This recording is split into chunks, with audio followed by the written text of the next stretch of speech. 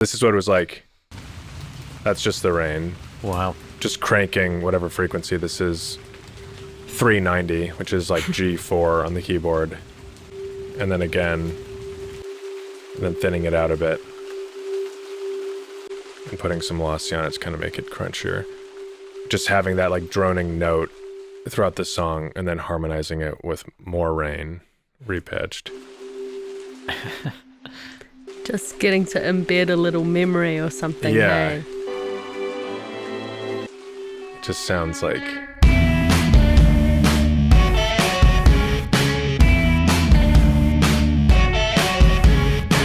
This episode is being supported by Tape It, the iPhone recording app made for musicians by musicians. At this point in kind of making this demo, we were just running like 2 channels into the interface from the board, and I like didn't have the SM7 track muted, so you can hear this is the Prophet, but it's also getting the recording of what was happening in the room, where you can hear the drums too. So it's just kind of everything happening in the room on like one sound, not very technically sound. But then I just kind of this was the song I feel like I like in chunks just like ran with a bit, and like on the plane once I just kind of then took that. Yeah, this was really one that, sometimes making an album, you're kind of like, someone has the vision for a song, and I was like always in on the song, but I think it's important to know when like your homie is just flying and like kind of like let him go, and then like obviously, you know, we're all in on the nuts and bolts together. Totally. But this is such a you expression, which I love. Sure, so yeah. much. And I had to go and collect pieces to bring you to embroider. But then part of that, and like I thought this was cool in making the chords and stuff. You know, you hear again, this is just the room, but then I just kind of repitched that to start making the chords, and you hear all the weird imperfections from pitching it. Just going note by note. Again, kind of the just very few notes of the chords, like 2 notes in every chord, and a little lower layer. But these are all just like one note recorded in the room, accidentally repitched into a chord. Yeah, and a lot of the instrumental is just like really basic. You know, and we hit the chorus, like all we do is lose chords and go to bass notes. Was it just Prophet with some chorus and sub bass, little synth.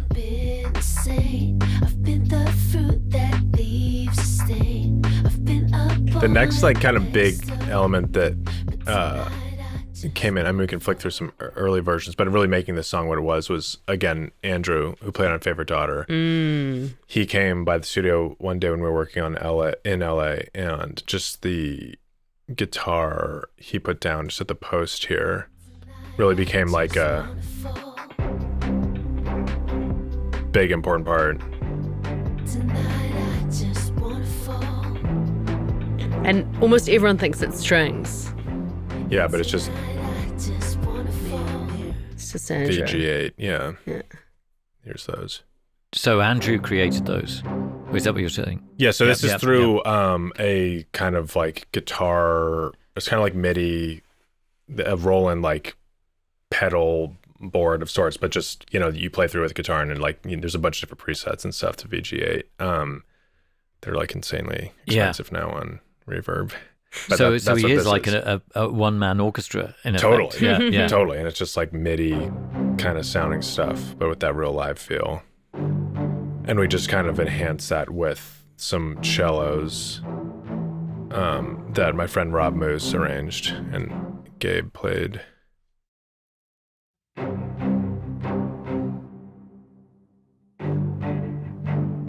And we really did sort of agonize over whether to have real strings on the song, because strings are really not a hallmark of like Lorde music. It's like not a tool I reach for. For me, strings, there's like a prowess that I don't feel like I've earned as a musician. It always feels a little bit like stolen valor for me when I try to reach for them. But eventually on this song, we just decided that it was what was needed. And what Rob did was so beautiful. And So beautiful. sort of this like one tiny touch of it really on the whole album. This episode is being supported by our good friends at Tape It, the iPhone app made specifically for musicians. If you, like many of our guests, use voice memos, then as far as we're concerned, switching to Tape It is an obvious choice. It's free, and there are a load of features you won't find on Apple's Voice Memos app, including the ability to record straight from your lock screen, set markers, add notes, include photos of settings, and you can easily import your old voice notes, sync to the cloud, and create shared playlists with co-writers and bandmates.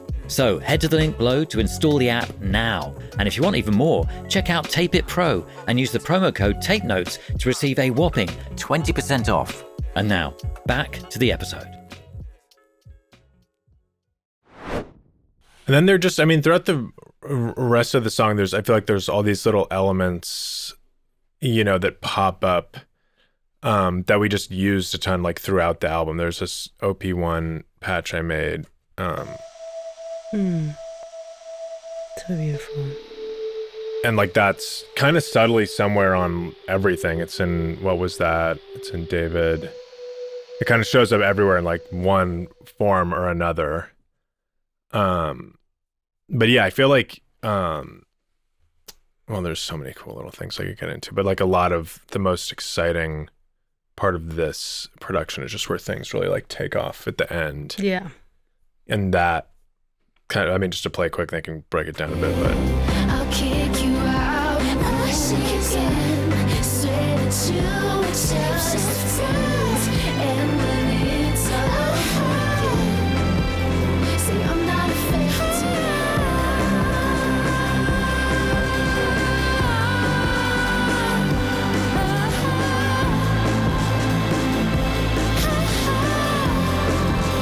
No, I'm not affected. But tonight I just wanna fall.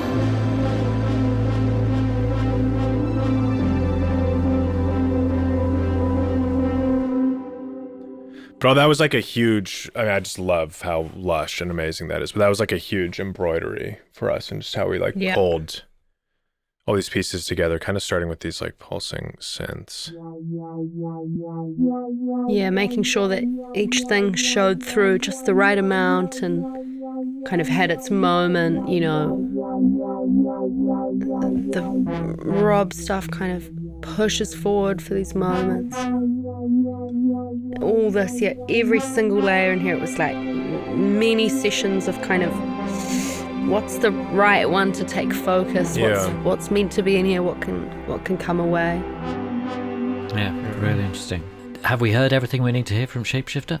I wanted to show one more cool thing. Go, we always want one more cool thing. Go, everyone. Just speaking of this kind of bridge section here, just like one thing that was so fun to do is there was these, I think when we were really digging into this song, it was like February or March 2024. And remember, there was just like torrential rain in LA. It was an atmospheric river. Yes, more specifically. And I just recorded some of the rain outside of the studio, and we then like found a note, or I'll play one after the other, just using Pro Q, just finding. So this is the rain in LA. Yes, but then, well, yeah, and this is what it was like. That's just the rain. Wow.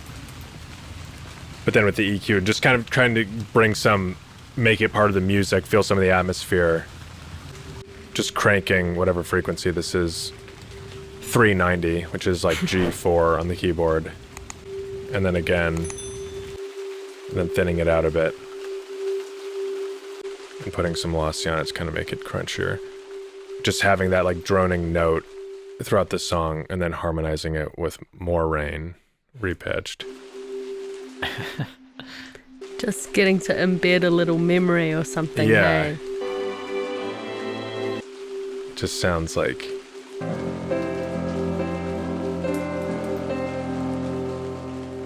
Again, I feel like there's just like a lot of the album with the just bringing kind of physical things into it, like, you know, finding some music in the atmospheric river, or just like recording synths through an amp or whatever, just kind of like bringing, you know, the environment and where we were and the places into the music. And that's like the nerdiest example.